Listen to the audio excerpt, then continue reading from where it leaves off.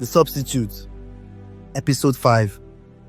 The back trail leading to the property was a lonely bush path. Leaves rustled in the morning breeze and crunched beneath his feet. From where he stood, he saw his men lead the handcuffed suspects towards a vehicle. While some resisted, others were quiet and submissive. "Move!" One of Paul's men barked. It didn't matter what attitude they displayed, their time was up. As soon as Paul stepped into the property, he began to cough. The place had a weird stench of burning plastic mixed with different undertones of marijuana and harsh chemicals. The roof caved in the middle with cracked walls and grass sprouting from window ledges. Some pieces of clothes were plastered to the ground in a dirty heap, along with broken bottles, cans, cigarette stubs, and soiled condoms. 2 bare mattresses littered the floor, and Paul sighted 4 used needles on the foam. He was so engrossed scanning the room that he did not hear Ekene step up. "The information is good, sir." Ekene's voice was deep and steady as a rock. Their informant explained that an abandoned property had been converted into a crack house where people trooped in and out to buy, sell, and get high on drugs. This was true because they arrested 12 guys that morning, but it was not just about the busts. Paul and his men also discovered a few of the guys held a link to a major marijuana shipment, which was now in transit somewhere around the northern part of the country. "Have you heard from Bremo?" Paul asked. "He's on the phone. They've spotted the truck along Funtua Road in Katsina State." As soon as one suspect validated their suspicion, Paul alerted the zonal director in Katsina, who deployed some men along the major roads. So if they had spotted the vehicle, then that meant it was true. He signaled for the phone, and Ekene handed it over. "Bremo! Good morning, sir." Bremo's voice rang loud and clear. So much for weeks of surveillance, laying an ambush for the perfect time to strike. So Paul was glad the opportunity had finally presented itself. "We have a truck here," Bremo said. "Is it carrying grotto cement?" "Yes, sir. Apart from the driver, there are 2 other men here." "Good. Let none of them move. I repeat, hold them down and do a proper search. We need to confirm the contents of every single bag of cement on that truck," Paul instructed. "We are on it, sir. Call me as soon as you get something." "Your boyfriend has a twin," Ibia squealed over the phone, and Lara could tell she was drumming her feet on the floor. It was something she did whenever she was excited. "Yes," Lara chuckled. "Have you always known? Why didn't you mention? Where has he been all this while?" Asking Ibire to calm down was like asking a fire not to burn. If there were 3 different questions coming out of her mouth at once, 10 more were queuing up in her head. He recently reunited with the family, so it's a very emotional time for everyone. Oh my God, was he missing? "It's a long story," Lara said. "Is he here to stay?" "We hope so." "Wow, he looks so much like Paul. They are like 2 peas in a pod, and so handsome too." Ibire always chanted about how lucky Lara was to have Paul, so it was logical for her to admire his twin. "Is he seeing anyone?" "I could find out." "Please do, and while you are at it, give him my number. Will you?" Ibire sounded as though her life depended on it. "Sure, I will." Lara wasn't sure Austin was in any relationship, so the idea sounded like a good one. "Okay, see you at the fashion show." "Sure, see you," Lara replied. Models in striking dresses glided across the runway and stopped at intervals to pose. Deconstructing each outfit and appreciating the detail on every single piece, the guests stayed glued to Laraboko collection. The background music was pulsating, and Austin knew as much as Lara did that sound and lighting could make or break a fashion show, so he put in a lot of effort, which came out well. After the show, Lara had a moment with the press, but the icing on the cake was an interview with a top magazine which Austin had set up. As they strolled towards her hotel after the event, she let her head fall back, drawing a deep breath through her nose. The heavy burden of planning the show was off her shoulders, and she planned to take some few minutes to freshen up before her after party. Austin was a genius, and she couldn't thank him enough. "I saw my dad talking to you," Lara said.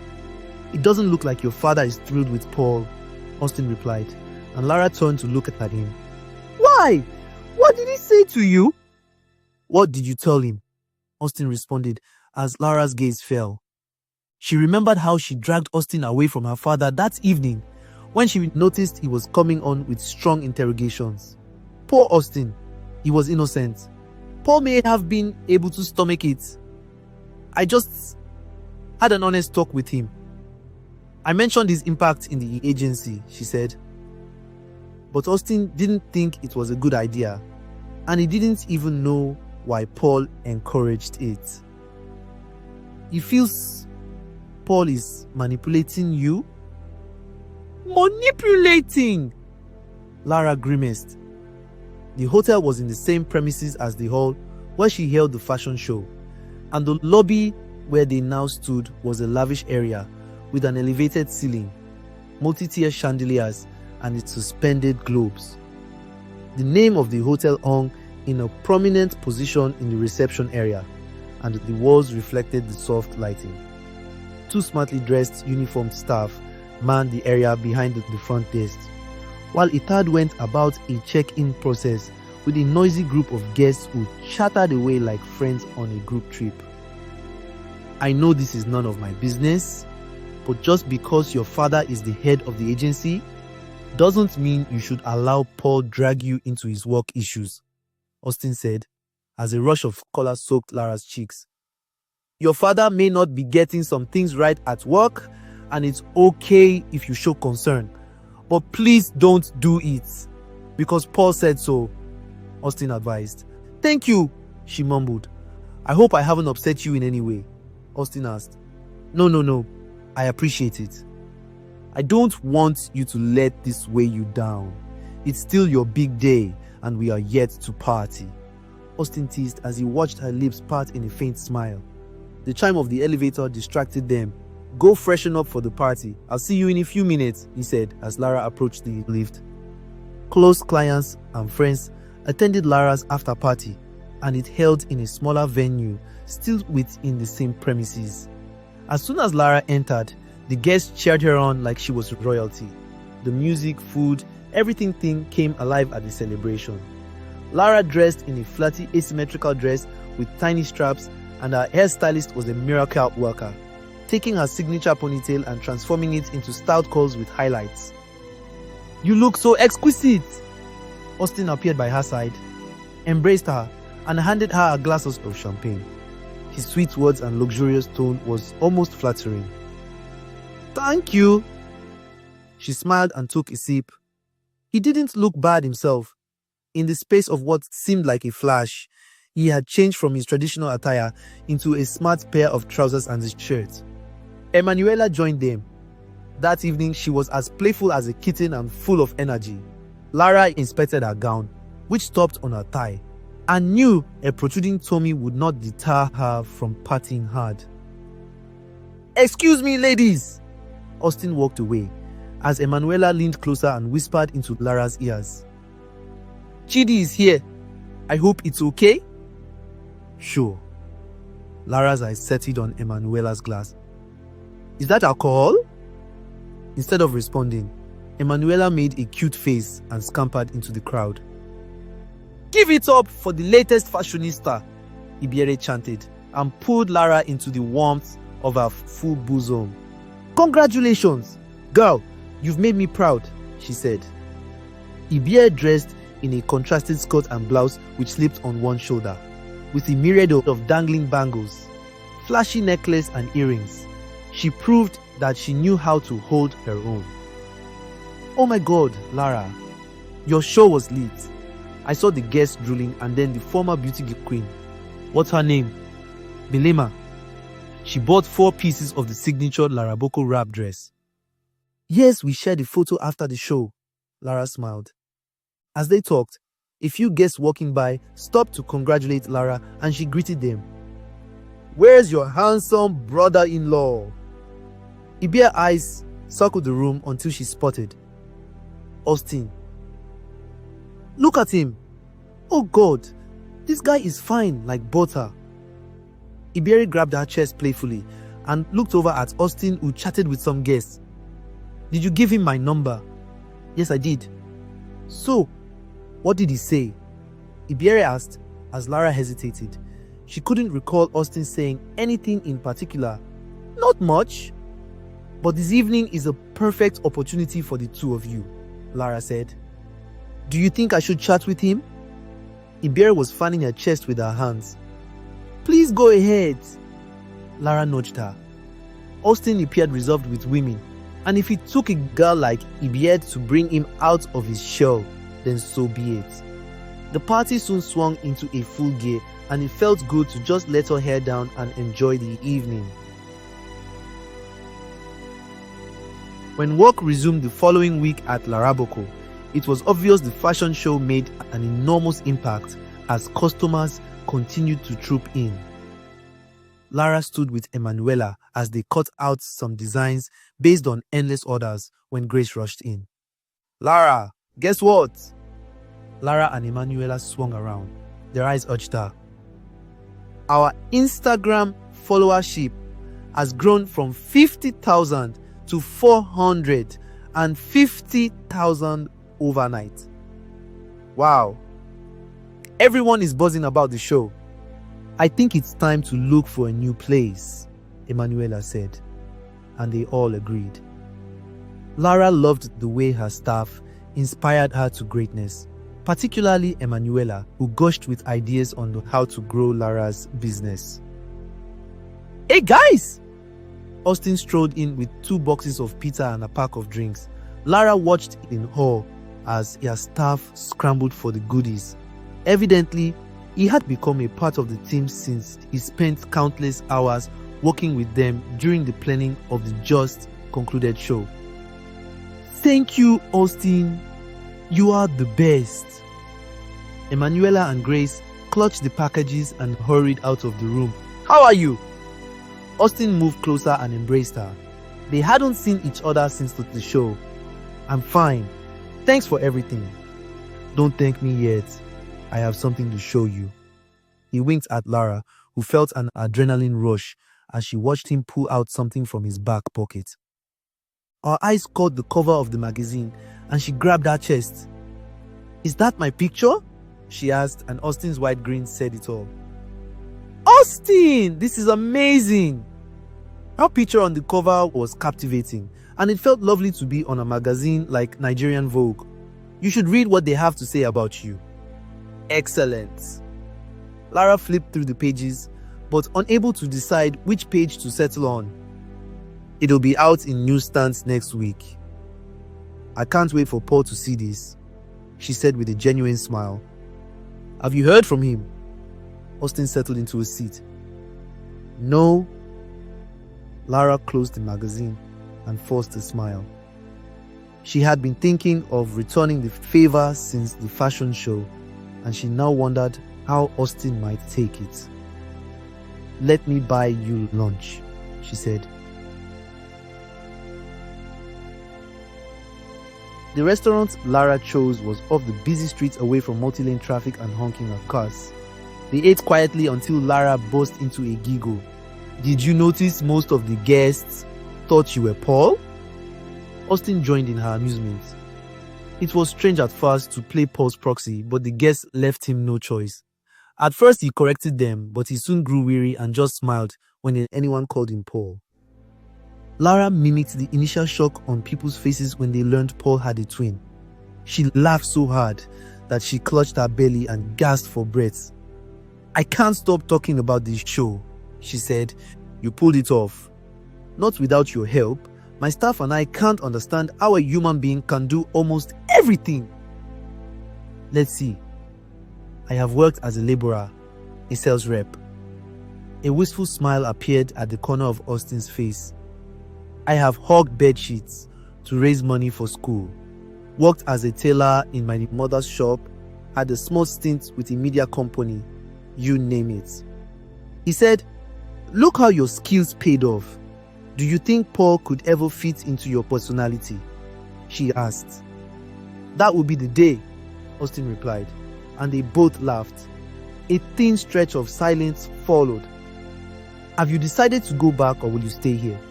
Lara sipped her drink. "I think I'll stay," he said. "Great, your mom and brother will be happy." Austin couldn't speak for his twin brother. Although they attempted to discover each other, yet things were still uncertain between them. It was an unspoken vibe that they both recognized. "How did you meet my brother?" Austin carefully changed the topic. A faint smile appeared on Lara's face. "We were on the same flights, both returning to school after the vacations, and we became friends," she said. "How long have you been together?" "Over 10 years. She recalled the good old days when Paul fussed over her and never wanted to leave her side. "Tell me what you are thinking," Lara inquired, and Austin shrugged. "Both of you are an interesting pair." "Interesting? I mean, I admire the way you love him, regardless of how he acts sometimes," Lara sighed. "Your brother can be complex, but is it true twins can read each other's minds?" she asked, and Austin started to laugh. He had heard of twin telepathy, but now wondered where Lara was heading. "Are you hoping I can read Paul's mind?" "Perhaps you can, to tell me why he has a phobia for marriage," she said. "Well, he'll come around. He probably has some issues to deal with before that happens." "And you?" "Me?" Austin placed his hand on his chest. "When does marriage come into the picture for you?" Her eyes probed. Austin leaned back. "God knows I'm not thinking of that. I need to gather enough money because I want to be able to provide comfort for my wife and kids." He sipped his drink. "Ibier likes you," Lara said, and Austin almost choked on his drink. "Don't tell me you don't find her at least attractive?" Austin was still coughing. "Austin! Ibier is a nice girl." He saw the way Lara's shoulders dropped at his lack of enthusiasm. "Just that?" "Like I said earlier, I'm not cut out for a relationship right now." "So tell me something and please be truthful," Lara asked again. "What kind of woman is your type?" Austin could not mention that she was the type of lady he dreamed of being with. Pretty, intelligent, and enterprising. "Let's just say my brother has fantastic taste in women," he said, and Lara rolled her eyes. She probably thought Austin was pulling her legs, but he was not. Lara emerged from the kitchen with 2 glasses of juice and handed one to Paul. He arrived early that morning, and she was eager to fill him in on everything he had missed. Paul fastened his eyes to the magazine, where an article written about her was featured, as she slid next to him on the sofa. "Austin did a good job," he noted. "He was awesome. He organized everything from lighting to models to the sound and even the makeup artists." She sipped her drink. "Have you read my article?" "It is nice." She hunched forward. "What are you looking at?" "Just pictures from the event. I see you guys had fun." Paul's eyes did not leave the magazine. The clothes were beautiful, and a cross-section of the guests revealed the creme de la creme of the society. However, 2 pictures stood out. The first was Lara's father, and the second was a picture she took with Austin. The caption below the picture read, "Lara Wariboko, creative director of Laraboko Designs and her boyfriend." When Paul read out the caption, Lara smelled trouble. "These journalists can be so silly," she chipped in. "They didn't even ask us questions," she explained. "They obviously thought it was me," Paul replied. Although he sounded calm, he didn't like the picture at all because it felt awkward to have Austin be mistaken for him. He also didn't like the coziness between the two of them. So how did it go at work? Lara tried to change the topic. Mission accomplished. Paul tossed the magazine on the table and stretched out his legs. I saw a report on the news yesterday about a truck intercepted with hard drugs. You realize it's not enough to arrest drug dealers. They should be prosecuted within the shortest time and with appropriate sentences, Paul replied, and Lara knew he had started with her father again. I spoke with my father, she said, but Paul only nodded, so she continued. You need to understand that he's also concerned. Concerned about wishing the inadequacies away. Paul's voice was toneless. Are you aware that he was recently petitioned from within the agency? Only because we are tired of having leaders who know nothing about the work. We want people from within the agency to lead us. Paul spoke with so much passion that Lara leaned back into the couch. He was telling her to her face that he did not support her father on his job. It was disrespectful and agonizing at the same time. You signed the petition, didn't you? What? The petition. You are one of those who signed it to kick my father out, right? Lara asked. And when Paul looked away, she shook her head, pressing her lips into a tight smile. You talk like you people do not have internal issues within the agency. We do, but there's a need to make the changes from the top. Paul watched as Lara sprang up. Where are you going? As far as Lara was concerned, she had taken enough of his arrogance. She wanted to burst out in tears of frustration. What more did he want her to do to make him happy? After all the efforts she put in to make Paul happy, it looked like nothing ever worked. 6 officers sat in for the zonal directors meeting. Godson Fregini was an astute man in his early 60s who had served the agency for 40 years. Yet, he remained optimistic and dedicated as a recruit. That afternoon, he gathered his subordinates in a room which served as a venue for most general meetings.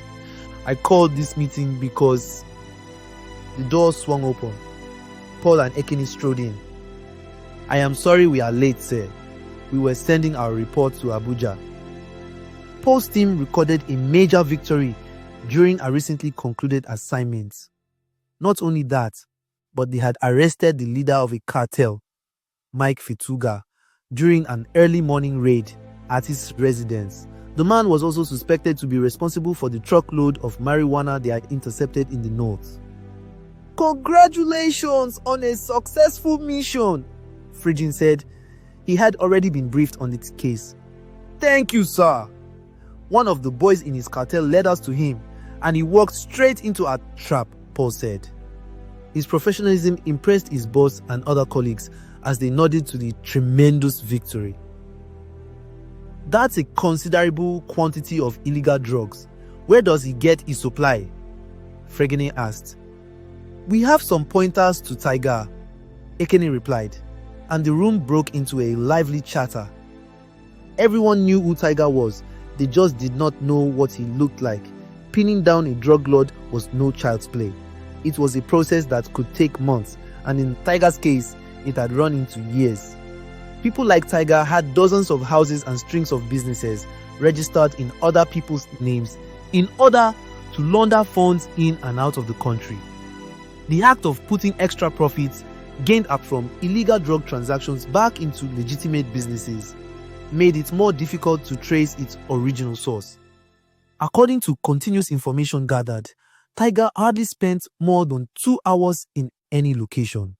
He would leave town for months at a time and suddenly appear unannounced, such that nobody knew what he was up to, not even core members of his cartel.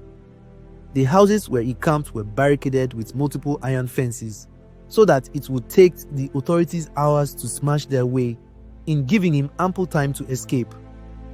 Nevertheless, Paul was determined to apprehend Tiger not only because he was responsible for murdering his friend, but because the man's trail for over 5 years revealed that his illegal drug business was spreading through large networks in Nigeria and throughout the West African region. Fregene got up and walked to the only whiteboard on the wall, where they pinned several faces of the wanted drug lords. He drew out a red marker and crossed out a face. "Mike Fetuga is down," he said. A faceless picture of Tiger lay right beside it, showing they still had a lot to do. "How do you know this man may be linked to Tiger?" The old man was curious. The boys found bank statements showing large amounts of money transferred from one of Fetuga's proxies to some strange account. "We suspect that there is a link, so we've forwarded the details to our Assets and Financial Investigation Department in HQ," Paul explained. In such cases, it was necessary to determine the purpose of the funds. If found wanting, the accounts could be blocked until the case was determined. "Any weapons found?" Yahaya, one of his colleagues, asked. "Just a few, but we found some other exhibits. If he is convicted, all his assets would be forfeited." They all knew this was the usual practice. "In the meantime, we have charged him to a court, but we'll keep looking for more evidences," Paul said.